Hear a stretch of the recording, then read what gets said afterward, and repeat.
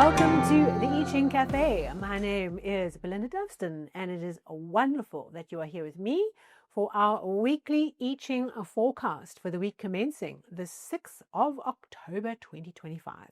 Our first full weekly overview as we get stuck into October. And if you have not yet done so, go and check out the monthly I Ching forecast for October to go and connect with what this flow of changes this month that is calling to us to pay attention. Enjoy that. Right, last week we had a bumper house of energy. Hexagram 43, breakthrough. Okay, that little line at the top being pushed out by all those male creative lines pushing up through the hexagram. And we had this call to action of standing up and voicing out and speaking our truth and being committed, not letting the last seeds of dissent, of argument, of issues lie unattended to as we push through that last issue, culminating in Hexagram 1, the creative. New beginning, new energy, new cycle, new change, new flow coming into our lives. The power of the dragon coming to bless us. So how did you experience last week? Where was your breakthrough? Did you push through that last little bit of obstacle? Where was that insight or that change in your belief system that made you think, well, why was that an issue? Smite it, okay, and begin a new chapter, the new energy of the creative. If anything came up for you in this last week, your breakthrough and your creative flow, please do share a comment. Okay, this week's overview. Okay. Our first hexagram we have for this week is one we had in the week of the 22nd of September. Yes, last month. We have hexagram 33, retreat. Two of the same changing lines plus an extra one. Okay. All right, so lots of action, lots of energy change this week as we work with retreat. This hexagram speaks to the idea of learning when it's time to make a strategic retreat, to get out of something, or to get away for a time, to remove ourselves from a situation, a relationship, a project, whatever it is. We're needing time away from this thing so that we can go and regroup.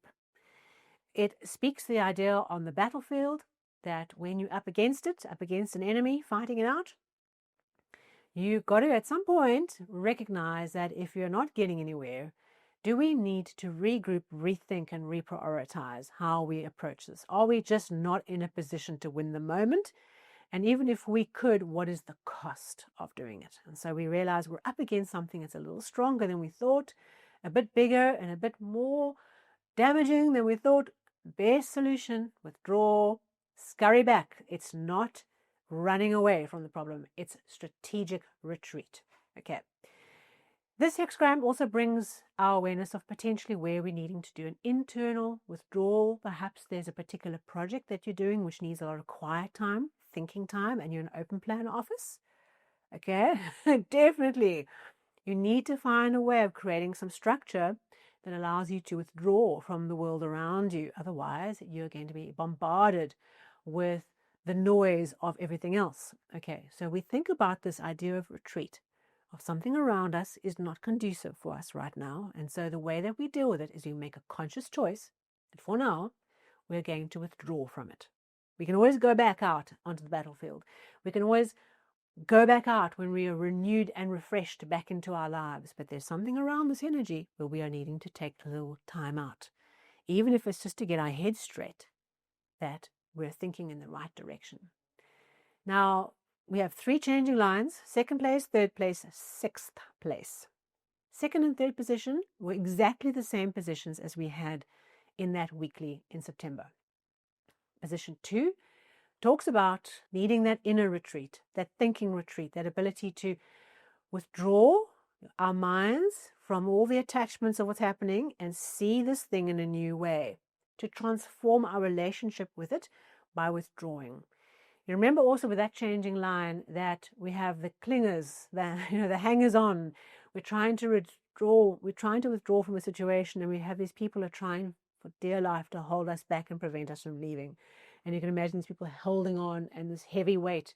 And despite the difficulty of that, we need to push, keep retreating. Okay, so there's something around persevering for the goal that you're trying to fulfill, persevering in moving into a better place, okay, into a better situation, all right, to look after yourself, to prioritize what's really important to you, even if the hangers-on are clinging on for dear life and weighing you down. You need to keep on pushing yourself, okay? Plus, look at it from a new point of view. Take that internal retreat and reimagine the situation. Reflect, renew, review, whatever the RE is that you need to do to see it differently. And then when you can see it differently, you can move with it differently, okay? Line 3. This, if you remember from last time, was the web of difficulties. Okay. We're trying to withdraw. We're trying to get out of this thing. We're trying to get it moving on. And despite we're just hammed in by the web of difficulties.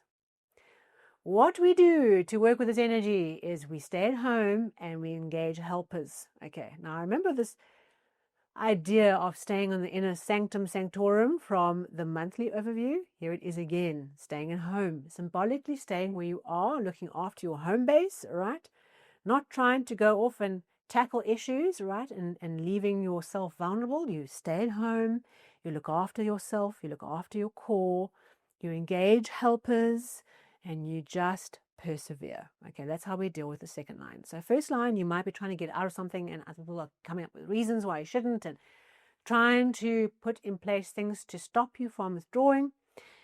The second changing line might be, oh, there's not much you can do about it. You need to find a way of just staying at home, staying in your center, right? Staying in your center, not trying to go out on a new adventure.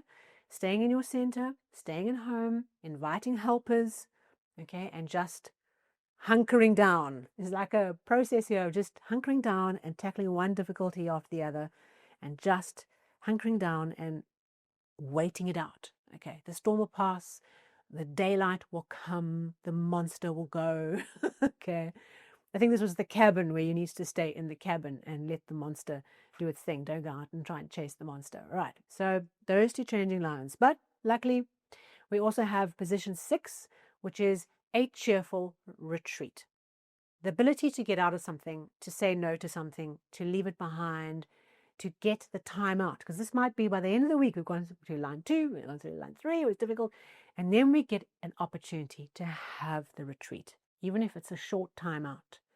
It's cheerful and it's achieved because we have released an inner attachment. Okay, we've become detached on the issue. And when we uncouple, consciously uncouple from a problem that we are facing, the problem just poofs, okay, gone. Because we have done the work of uncoupling our attachment to it. So there's some inner process where you can just hear this lock, the key, gets the right key and the lock goes kunk, and the door opens and we can leave. So as much as there's this difficulty, as we're going through the week with retreat, perhaps there are 3 different issues, or maybe they're a journey on one particular issue, that door can open by the time we get to the latter half of the week to release ourselves and to find a way of withdrawing, even if it is just for a time. So where does that place us? Our outcome hexagram, the second flow of change, as we're moving with all those 3 lines. It is the granddaddy of self-care, hexagram 47, exhaustion. Okay, the image that's created by this hexagram is lake on the top, water on the bottom. The water has dropped. The water table has dropped below the level of the lake. Okay, all the energy is out the lake. So we might feel a little bit like dried out, desiccated old salt pans by the end of this week, but there's some process of exhaustion and obstruction and challenge that comes as the week transforms. I have to tell you what the I Ching gives. I can't make them all nice hexagrams. This is what it is. So perhaps you've been gunning for it. Perhaps there's been a lot of pressure over a particular thing or a particular deadline or a particular thing that you're doing. And this retreat energy, you're trying to retreat, and then eventually you get out of it, and then, okay, flat. If you feel flat, low of energy, and exhausted by the time the end of the week comes, be at peace. It's not personal. You haven't done something wrong, okay? It just is. And there's nothing to be done. Sometimes exhaustion can be the bank account's really low. Okay, you're waiting for payments and haven't come. Energy very low, just smashed, okay? It's okay to be there. What we do, the only thing that we can do in this situation is take personal responsibility for how we relate to the situation. That's all we can do, okay? So this hexagram forces us to accept that sometimes things are the way they are. They're exhausted and empty and obstructed, and no one can understand us. It's just devoid. It's just salt pan. And in a salt pan, there's always salt, okay? There's always something of value. So we see the situation differently. And we say, you know what? I need to recognize that now's the time to rest, to take my blankie, cuddle up with my blankie, close all the blinds, and just be in a state of self-care. Okay, there's something here where it's okay to feel exhausted. It's okay to feel flattened. What we have to take responsibility for is to see it in a new way, and we say, yippee! I can prioritize rest. Okay. You might be ill, you might just be flattened, you might be physically exhausted, emotionally, whatever this roller coaster is we've all been on leading up to this point, we can take some rest. So it's an interesting combination of two hexagrams. Retreat, where we're trying to take our energy out of a situation, out of a moment. It's not the highest and the best for us. And we are flattened. Okay. So how do we work with this? We look after ourselves. This is a self-care week. Being discerning around how we look after ourselves. Now, bear in mind that our focus for the whole month of October is positive boundaries, self-imposed positive boundaries, all right, around other people's energy, around things that are not right for us, for things that overwhelm us, managing the boundaries. And so perhaps as we work with these two hexagrams, we can face a way this week of putting back what has been taken out. Okay, we can do this. We can lay like broccoli and relax and cuddle up with the blankie because we deserve a little bit of renewal.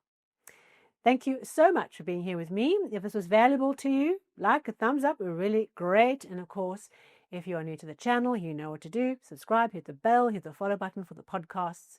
And next week, when we get into our next weekly overview, remember these two hexagrams are just for this week. It's okay.